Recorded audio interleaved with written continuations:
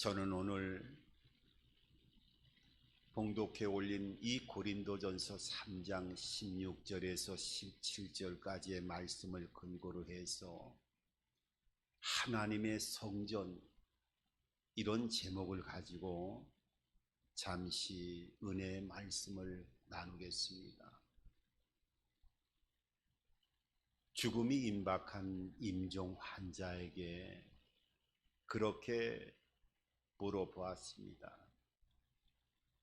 이 죽음을 앞둔 이 긴박한 순간에 일생을 살아오면서 가장 후회되는 것이 있다고 하면 그 후회되는 것이 어떤 것입니까? 라고 하면서 물어보았어요.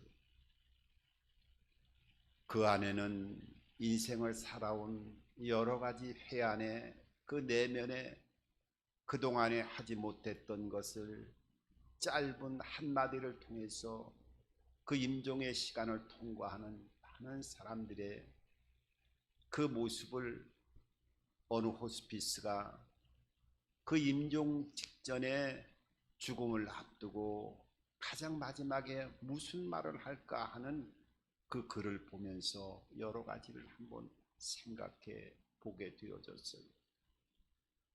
어떤 사람은 내가 평생에 먹고 싶은 것, 가보고 싶은 것을 먹지 못하고 가보지 못하고 세상을 떠나가는 것이 가장 안타깝다라고 표현을 하면서, 또 어떤 사람은 내가 평생을 살아가면서 가까이 있는 사람에게 사랑한다라고 하는 이 표현을 제대로 하지 못해서 그 일생을 살아가면서 마음속으로는 사랑하고 있지만은 그 표현이 없어가지고 못해가지고 상대방에게 많은 어려움을 줬던 그런 이 사랑을 표현하지 못했다라고 하는 것, 어떻게 보면 한국 사람도 이런 많은 범주에 속하는 모습을 보게 되어지지요. 또 어떤 사람은 내가 말 한마디로 인해서 내 주변에 있는 사람들에게 상처를 주었는데 그 상처를 회복시키지 못하고 세상을 떠나가는 것이 너무나 안타깝다라고 이렇게 임종의 마지막을 표하는 사람도 있었습니다. 어떤 사람은 내가 종교를 갖지 않은 것, 여러 가지 사람에 따라서 얘기가 나왔습니다마는 그 중에서 가장 마음에 찔려지고 또 많은 사람들이 그 마지막에 임종 때 표현하는 말 가운데 그런 얘기가 저도 제 마음에 와닿는 것을 느낄 수가 있었어요.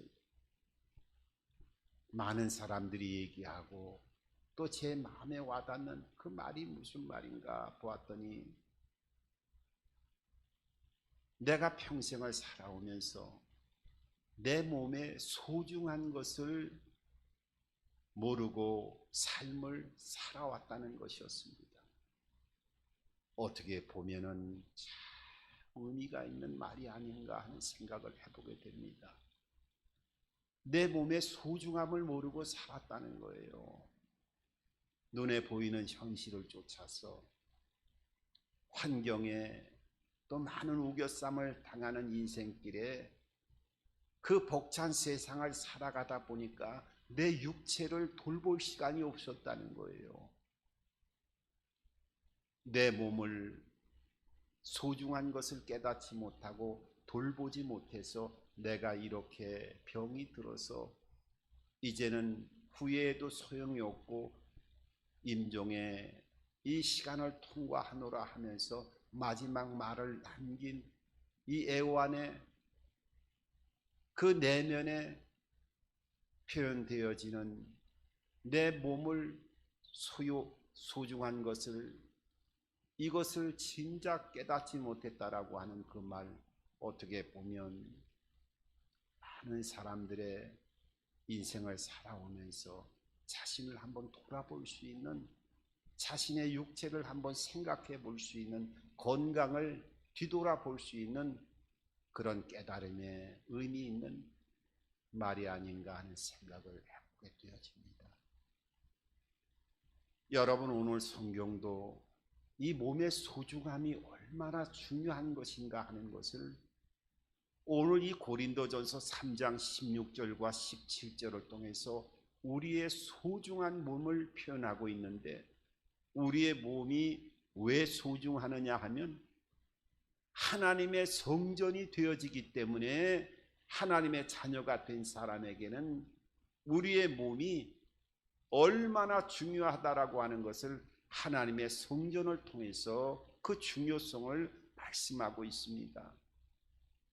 오늘 이 16절과 17절 이 두 절의 말씀을 통해서 하나님의 성전이라고 하는 말씀을 세 번이나 표현하고 있어요. 하나님의 성전인 줄 알지 못하느냐, 하나님의 성전을, 또 성전은, 이 짧은 두 절을 보면은 하나님의 성전을 세 번이나 표현하고 있어요. 얼마나 중요한지 몰라요. 그 여러분, 하나님의 성전이 뭐합니까? 우리의 육체가 성전이라는데, 여러분, 성전은요, 하나님이 거하는 곳이 성전입니다. 하나님이 교제하는 곳이 성전이에요. 이 성전의 원래 역사를 보면은요, 지금은 우리의 몸이 성전이라고 오늘 말씀하고 있지만은 하나님이 거하시고 하나님이 교제하시고 임재하시고 죄를 사하는 곳이 있었는데, 제일 먼저 하나님이 거하시는 곳은 성경에 어디라고 보면은 말씀하고 있느냐 하면 에덴 동산이 최초의 하나님의 성전이었죠. 그 에덴 동산에서 하나님이 아담과 하와에게 또 말씀하시고 그 임재 안에서 크고 비밀한 영광과 은혜 베풀어 주심이 최초의 에덴 동산을 통해서 하나님이 성전을 삼으시고 아담과 하와에게 교제하고 말씀하신 것을 보게 되어져요. 그리고 그 이후에는 이스라엘의 200만이 넘는 백성들을 광야로 인도하는 과정에서 이스라엘 백성들이 아우성을 쳤어요. 모세만 보고 어떻게 우리가 하나님의 약속의 땅을 가는 백성으로서 성별된지 이 확신이 서지 않는다. 하나님의 모습을 보여달라. 하나님이 함께 역사하는 그 기적의 역사하는 통로를 한번 보고 싶다 해서 이스라엘 백성들이 아우성을 치니까 하나님이 성막을 만들라고 명령하십니다. 이 성막은 이동식으로 되어 있는데 뭐 크기나 규격은 조금씩 다릅니다만은 형태를 본다고 하면 옛날에 그 신부가 신랑에게 가마를 타고 시집을 갈 때 그 가마의 모습과 비슷한 그런 모형을 가지고 네 사람이 성막을 이동시킬 때 그것을 들고 성막을 이동시키고, 또 정착지 하나님이 머물라고 하는 곳에는 성막을 내려놓고 그 성막 안에서 하나님이 이스라엘 백성들을 만나 주시고, 또 그 성막을 통해서 하나님의 임재를 보여주시면서 죄를 사하여 주시고, 또 하나님이 교제하는 놀라운 영광을 성막을 통해서 하나님이 성전을 삼으신 것을 보게 되어집니다. 그리고 쭉 나가다 보면 솔로몬 시대 때에는 이제 가나안에 정착을 하다 보니까 이동식 성막이 아니라 솔로몬에게 성전을 만들라 해서 성전, 솔로몬 성전, 정해진 이동식이 아니라 땅에 지은 솔로몬 성전을 짓게 하시고 거기에 하나님의 임재와 영광과 표적과 말씀하시는 놀라운 은혜를 베풀어 주셨어요. 그리고 나중에 포로기가 되어지고 이스라엘 백성들이 가나안 땅으로 돌아왔을 때 하나님의 성전을 세우게 되어졌는데, 이것은 완전한 성전이 못 되어지고 스룹바벨 성전이라고 하는데, 그 성전을 통해서 하나님이 이스라엘 백성들을 만나 주시고 그 영광을 나타내 주셨어요.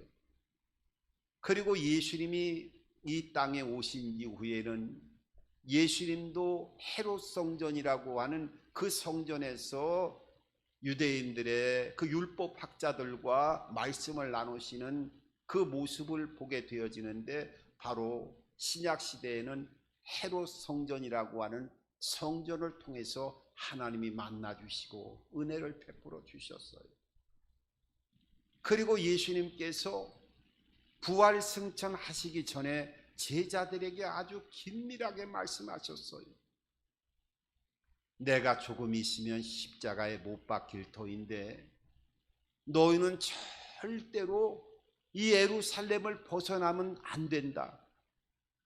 하나님께서 내가 너희를 고아와 같이 내버려 두지 않고 내 육체는 십자가에 못 박혀 죽을 터인데 죽음으로써 끝나는 것이 아니라 내가 하늘에 계신 아버지께 가서 또 다른 보혜사를 너희들에게 보내줄 터인데, 이 보혜사는 어느 분이에요? 성령을 말씀하고 있는 거예요.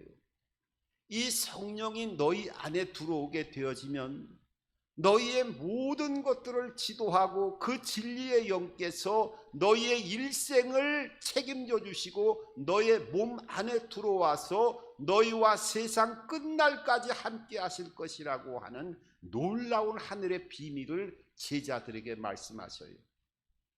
그리고 이 성령은 세상 사람들이 듣지도 못하고 보지도 못한 것이라고 말씀하고 있어요. 그리고 나서 예수님이 부활 승천하시고 나서 어떤 일이 있었어요?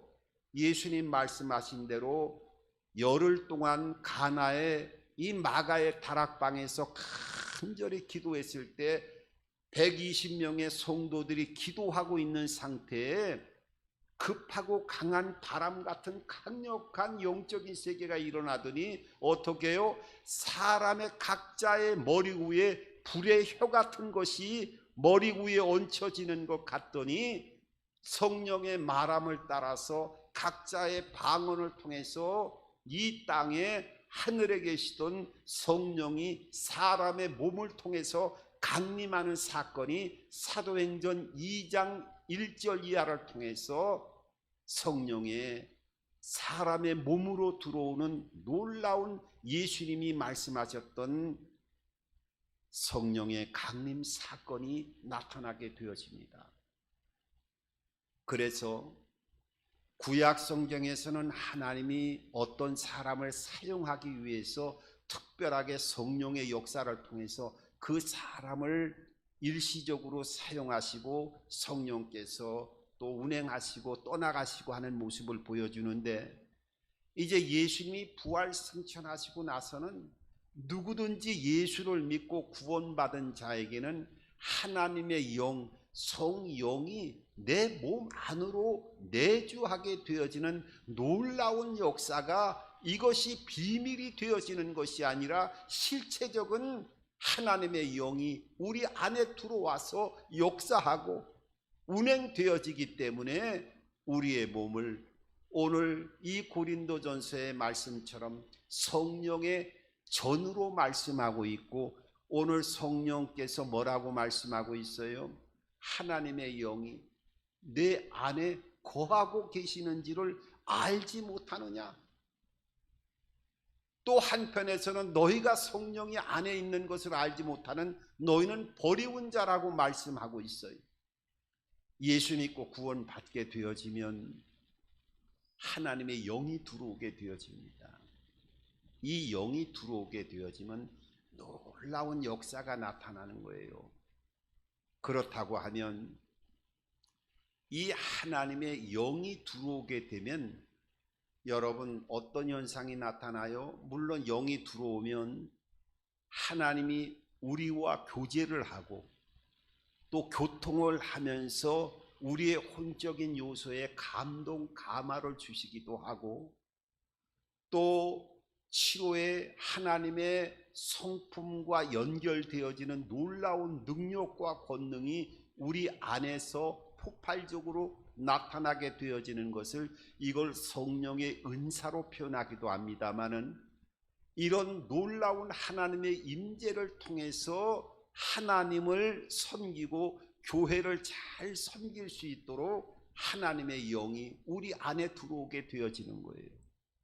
그러면 그 역사가 나타나는데 들어오기 위해서 일시적으로 떠나가느냐? 아니에요. 그 임기는 영원토록 우리의 몸을 성전 삼고 우리의 죽음을 통과할 때도 우리의 영혼과 함께 성령이 함께 영원한 세계로 우리를 인도하시기 때문에 예수님이 부활 승천하실 때 그 마태복음 28장의 20절에도 보면 뭐라고 말씀하고 있어요? 내가 하늘과 땅의 권세를 너희에게 주었습니다. 하늘과 땅의 모든 권세가 내 안에 내주하는 성령의 역사를 통해서 말씀하시는 거예요. 하늘과 땅의 권세를 주었는데 너희는 모든 민족을 제자로 삼아서 아버지와 아들과 성령의 이름으로 침례를 주고 내가 분부한 모든 것들을 지켜 행하라. 그리하면 세상 끝날까지 너희와 함께 하리라. 성령이 역사하시는 것은요, 끝까지 우리의 삶을 돌보시고 인도하십니다. 그러면은 이 성경의 역사를 통해서 하나님의 영이 내 육체를 성전 삼고 역사하시고 교제하시고 인도하시고 축복하시고 영원한 생명으로 나를 책임진다고 하셨는데, 목사님, 그런데 저는 교회에 나가서 보면 어떤 사람들은 뜨겁게 눈물을 흘리면서 주여 주여 하면서 기도하는 저런 사람들을 보면 하나님의 영이 함께하고 있는 것 같이 보이는데, 나는 가만히 생각을 해보더라도 내가 하나님의 영이 지금 안에 들어와 있는지 없는지 저는 확신을 가질 수가 없는 것 같아요. 그래서 늘 신앙이 밋밋하고 재미가 없는 것 같고, 이 약속이 성취가 내 몸 안에는 성령이 내주하지 않는 것 같아요. 그럼 어떻게 하면 하나님의 영이 내 안에 와 있는 것을 알 수가 있겠습니까? 이런 질문을 호기심이 많은 사람들이 간혹 가다가 저에게 질문할 때가 있었어요. 제가 오늘 내가 예수 믿어갖고 하나님의 지금 영이 안에 들어와 있는지 안 들어와 있는지 9가지를 가르쳐 드릴 테니까 여러분 그 중에 한 가지라도 해당이 되어지면 하나님의 영이 내 안에 들어와서 내주하고 있는 거예요. 첫 번째로요, 하나님의 영이 내 안에 들어와 있는 어떤 증세가 나타나기 시작하냐면 하나님에 대한 갈망하는 마음이 생겨져 가요. 시편 42편의 1절에 보면 사슴이 시냇물을 찾기에 갈급한 것 같이 내 영혼이 주를 찾기에 갈급하다라고 고백하고 있어요. 내 영혼이 하나님을 찾기에 갈급하다는 거예요. 하나님의 영이 우리 안에 들어오게 되어지면 이상하게 예전에는 몰랐는데 하나님을 어떻게 하든지 알아가려고 하는 궁금증이 생기게 되어지고, 또 알 수가 없지만은 예배 드리는 것이 이상하게 마음이 편해지기 시작하고, 또 하나님의 말씀을 듣는 것이 그렇게 기쁨으로 다가오기도 하고, 이 말씀에 대해서 갈망하는 마음, 왜냐하면 죽었던 영이 살아나서 영이 안에 들어와 있기 때문에 이 영의 양식을 갈급하다 보니까 하나님을 자꾸 찾게 되어지고 예배에 자꾸 참석하고 싶어지고 또 말씀을 듣는 게 이상하게 기쁨이 다가오게 되어지고, 이 갈망하는 현상을 통해서 증표가 보이기 시작합니다. 그리고 두 번째로는 어떤 현상이 일어나느냐 하면 죄에 대해서 찔리는 현상이 나타나게 되어지는 거예요. 왜냐하면 하나님의 영은 거룩한 영이기 때문에 그 영이 내 안에 죽어있는 영 속에 들어와서 불을 밝히기 시작하면 이제 내가 육신의 주인이 됐던 것이 아니라 성령이 내 안에 불빛을 밝히면서 자리를 잡게 되어지면, 옛날에는 죄를 짓는데 그렇게 즐겁고 좋았던 일들이 성령이 안에 들어오게 되면 계속 죄에 대한 찔림을 갖게 되어져요. 옛날에는 사람들끼리 만나면은 누구에 대해서 험담도 하고, 험담하면서 그렇게 그 사람의 단점을 얘기하면 즐겁고 좋았고 기뻤는데, 어느 날부턴가 교회 나가기 시작하고, 어느 날부턴가 그런 말을 친구들과 같이 함께 하면은 집에 가서는 계속 마음에 부담감이 오고, 내가 왜 그랬을까? 이러면 안 되는데, 이런 죄에 대한 자꾸 찔리는 현상이 옛날에는 몰랐는데 계속 찔려오는 거예요. 남자 같으면은 옛날에는 뭐 술 먹는 것도 너무 즐겁고 매일같이 불야성을 쫓아서 그 밤만 되면 술 먹지 않으면 잠을 못 자던 사람이 하나님의 영이 거했다 하는 그 은혜 안에서 어느 날부턴가 술을 마시면 그 술이 하수구에 아주 더러운 물처럼 목에서 막 토할 것 같은 이런 현상을 느끼거나, 이런 부분에서 계속 술에 대한 거부반응이 계속 오는 것, 이것도 어떻게 해요? 이 육신의 법에 대한 계속 찔림이 오기 때문에 그런 현상의 한 부분으로 나타나는 거예요. 이 죄에 대한 찔림, 예전엔 몰랐던 거예요. 예수 믿기 전에는 계속 이 찔림이 다가오게 되어집니다. 그러면 하나님의 성령이 내 안에 내주하고 있다는 증거예요. 세 번째로는 어떤 증거가 나타나는 줄 알아요? 성령에 대한 열매가 하나하나 맺어지기 시작해요. 성령의 열매는 사랑과 희락과 화평과 오래 참음과 자비와 양성과 온유와 충성과 절제, 이 성령의 열매가 나도 모르게 하나씩 하나씩 안에서 자라나기 시작하는 거예요. 영이 내 안에 들어와 있으니까. 그래서 옛날에는 무슨 말을 하더라도 참지 못했던 불같은 마음이 예수 믿고 어느 날부턴가 화를 내는 게 없어지기 시작하는 거예요. 그리고 어떤 부분에서 화를 낼 때 이러면 내가 안 되지, 이 오래 참음에 대한 열매가 하나하나 맺혀나가는 역사가 나타나는 거예요. 나도 모르는 사이에 성화되어지고 이 열매가 하나하나 내 혼적인 요소와 육체를 지배하는 성령의 열매의 삶이 하나하나 나타나기 시작해요. 이것이 하루아침에 이루어지는 건 아니지요. 그 변화가 나타나기 시작하는 거예요. 그리고 네 번째로는 어떤 현상이 나타나느냐? 이건 좀 힘든 부분들도 있을 거예요. 원수도 사랑하는 이런 마음이 생기게 되어져요. 목사님, 원수를 어떻게 사랑합니까? 여러분, 사도행전에 보면 스데반이라고 하는 사람이 있어요. 이 스데반이 복음을 전하다가 돌에 맞아가지고 죽게 되어지는데, 이 돌을 던지는 수많은 사람들이 있는데 그 원수들이죠, 자기를 죽이려고 하니까. 그런데 이 스데반이 이 죽음을 통과하면서 뭐라고 얘기하느냐 하면, 하나님, 저들은 저들의 죄를 알지 못합니다.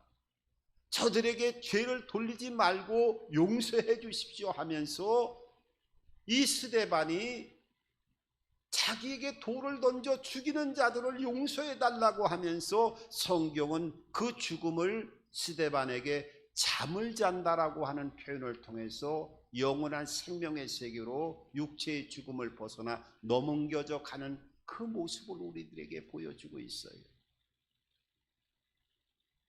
우리가 이 원수라고 하면 철천지 원수, 눈에 흙이 들어가도 나 진짜 용서하지 못하겠다, 여러 가지 그런 복잡한 감정을 가지고 사람과의 관계성에 놓여져 있는 그 고통 속에 있는 많은 사람들이 있죠, 사람과의 관계에서는. 그런데 어느 날 이 성령이 내주에서 안에서 계속 움직이시고 하다 보면 어느 날 내 힘으로는 절대로 안 되는 거예요. 내가 생각하는 이성적으로는 저 사람 절대로 용서해 줄 수가 없어요. 그런데 이 성령이 안에서 역사하다 보니까 어떤 일이 생기느냐 하면, 그 사람이 불쌍하게 느껴지는 거예요. 그 원수 같은 사람이 그냥 이상하게 어떻게 표현할 수가 없는데 불쌍하다는 생각이 들게 되어지고 그를 위해서 또한 기도하는 삶으로 하나하나 변하게 되어지는 거예요. 이거 일반 사람은 절대로 할 수가 없습니다. 여러분, 다섯 번째로는 성령이 거주하면 어떤 현상이 일어나는 줄 아세요? 다섯 번째로는 말씀이 살아나는 역사로 나타나요. 옛날에는 이 하나님의 말씀을 아무리 봐도 그냥 일반적인 책이에요. 근데 이 성경은 성령의 감동으로 지어진 것이고 성령이 내 안에 들어오게 되면 이게 주파수가 맞게 되어지는 거예요. 그 말씀을 보면 말씀이 막 살아 움직이는 거예요. 살아 움직여. 내가 지금 어떤 환경 가운데 큰 어려움을 겪고 있어요. 그런데 이상하게 예배 들어가면 목사님이 말씀하시는 그 성경의 말씀이 내 환경을 어떻게 그렇게 꿰뚫어 보고 있는지 그 말씀이 화살처럼 내 가슴에 꽂히면서 그 말씀이 살아 움직이는 거예요. 어떨 땐 그 살아있는 말씀이요, 한 주간 동안에도 밤에 잠만 자려고 하면 그 말씀이 생각이 나가지고 잠을 못 자게 만드는 그 하나님의 말씀이 살아 움직이는 영광을 체험하게 되어집니다. 어려울 때 치료의 말씀이 임하게 되어지고 또 육신의 질고의 어려움 속에 있을 때 하나님의 위로의 말씀이 임하게 되어지고, 그래서 성경은 어떻게 해요? 하나님의 말씀은 살았고 운동력이 있어, 활력이 있어 혼과 영과 관절과 골수를 찔러 쪼갠다고 말씀하고 있어요. 말씀이 살아 움직입니다. 아주 놀라운 일들을 체험하게 되어져요. 성령이 내 안에 들어오면, 내주하면 이 말씀이 살아 움직여요. 그리고 여섯 번째 어떤 일이 일어나느냐? 기도에 대해서 달라집니다. 옛날에는 신앙생활 하더라도 교회 나오더라도 기도하라고 그러면 외워서 기도하고 대표 기도하라고 그러면 다 적어놓고 기도하고, 물론 그럴 수도 있지요. 그런데 기도에 대한 형식적인 게 내면의 세계로 바뀌는 거예요. 내가 지금 기도에 대해서 제대로 표현하지 못해도 그냥 나와서 하나님 앞에 마음을 열어놓고, 때로는 말할 수 있는 언어가 부족하니까 하나님 앞에 눈물만 계속 기도 시간에 흘리는 거, 이것도 이 마음의 기도에 대한 변화가 나타나요. 그러면 그냥 눈물만 흘리는데도 하나님이 응답하시는 것 같아. 눈물만 흘리는데도 하나님이 막 붙잡아 주시는 것 같아. 눈물만 흘리는데도 옆에 와서 막 위로해주고 내 마음을 기쁘게 해주고 세워주는, 손으로 잡을 수 없지만 놀라운 은혜를 체험하게 되어져요. 참 놀란 일이 아닐 수가 없어요. 이 말씀에 대해서, 기도에 대해서 달라집니다. 그래서 로마서 8장 26절에도는 하나님의 성령이 말할 수 없는 탄식으로 네가 기도할 수 없을 때 옆에서 같이 거들어서 기도해 준다는 거예요. 그러니 눈물이 나는 거예요. 말할 수 없는 탄식으로 성령이 지금 내가 언어로 기도 못하니까 와서 도와주고 같이 기도하는데, 그게 내 육체의 모습으로 나타나는 게 앉아갖고 계속 기도 끝날 때까지 눈물만 흘리는 거예요. 이 성령이 역사하고 있기 때문에 그러는 거예요.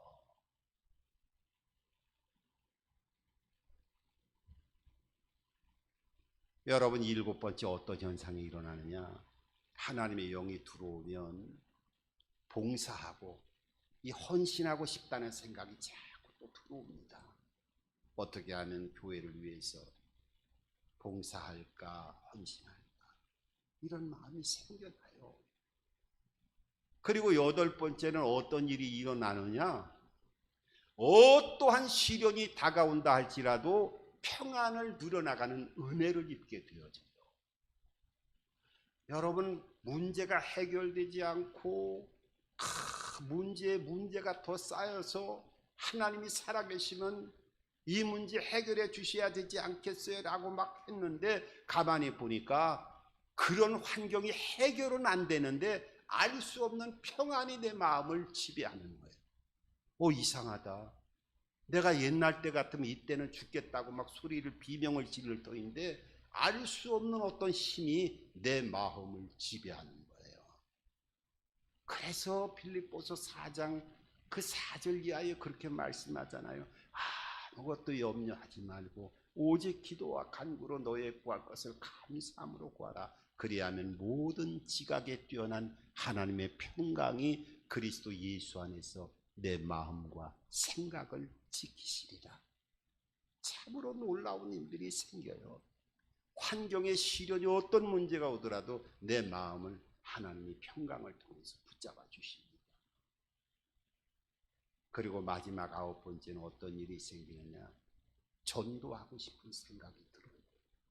내가 지금 예수 믿고 얼마 되지 않았는데 내가 무슨 전도를 하나님에 대해서 제대로 알지도 못하는데, 그런데 알지 못하는데도 자꾸 사람을 만나면 예수님이 어떻고 예수님이 어떤 분이야, 너 교회 나가도록 해야 돼, 알 수 없지만 뒤죽박죽으로라도 예수님을 자꾸 마음에서 나타내고 얘기하려고 하는 마음이 생기게 되어집니다. 왜 그러냐면 예수님의 유언이 마태복음 28장 아까 말씀대로 20절처럼 하늘과 땅의 권세를 주었으니 아버지와 아들과 성령의 이름으로 침례를 주고 내가 가르쳐 분부한 모든 것들을 지켜 행하라. 그리하면 세상 끝날까지 너희와 함께하리라. 여러분, 이 9가지를 제가 말씀드렸는데 이 9가지 중에서 한 가지만 여러분들이 경험한다고 하더라도 성령이 지금 안에 내주하고 있는 거예요. 이 안에 내주하고 있는 상태가 갈수록 나중에 이게 확산되어지죠. 어린아이가 태어났을 때는 우유밖에 못 먹잖아요. 나중에 아이가 되고 어른이 되면 반찬도 여러 가지를 먹어야 되고 또 몸이 약하면은 보신도 해야 되고 몸을 보호하기 위해서 여러 가지를 먹어야 어른들이 골고루 영양을 섭취하는 것처럼 처음에 성령의 역사가 나타날 때는 사소한 한 부분이 나타날 수도 있어요. 하지만은 안에서 계속 교제하고 교통이 이루어지면 이 9가지 부분들이 골고루 나타나면서 은사로 폭발하기도 하고 다른 형태로 분명하게 아주 확연하게 드러나게 되어지는 거예요. 여러분, 오늘 이 9가지를 여러분 잘 한번 생각해 보시기 바랍니다. 오늘 성령이 너 안에 거하는지를 알지 못하느냐? 그러기 때문에 소유권이 너희에게 있는 것이 아니라 나에게 있다는 거예요. 그래서 관리를 잘하라고 오늘 27절에 오늘 말씀하고 있어요. 한번 볼까요? 마지막으로 오늘 3장 17절이지요. 3장 17절. 누구든지 하나님의 성전을 더럽히면 하나님이 그 사람을 멸하시리라. 하나님의 성전은 거룩하니 너희도 그러하니라. 하나님의 소유가 됐다는 거예요. 성령이 임한 사람에게는. 우리는 관리자일 뿐이고 하나님이 주인이 되기 때문에 우리의 이 성전을 잘 관리해야 될 책임이 있다는 거예요. 여러분 한 분 한 분은 다 성령이 지금 내주하고 있는 상태입니다. 그 성령과 깊은 교제와 교통을 통해서 이 땅에서 예비된 수많은 축복을 받아 누려나가고 육신의 장막이 무너지는 그날에는 영원한 생명으로 성령의 인도를 받아 영생 복락의 삶을 살아갈 수 있는 저와 여러분들의 삶이 되기를 주님의 이름으로 축원합니다.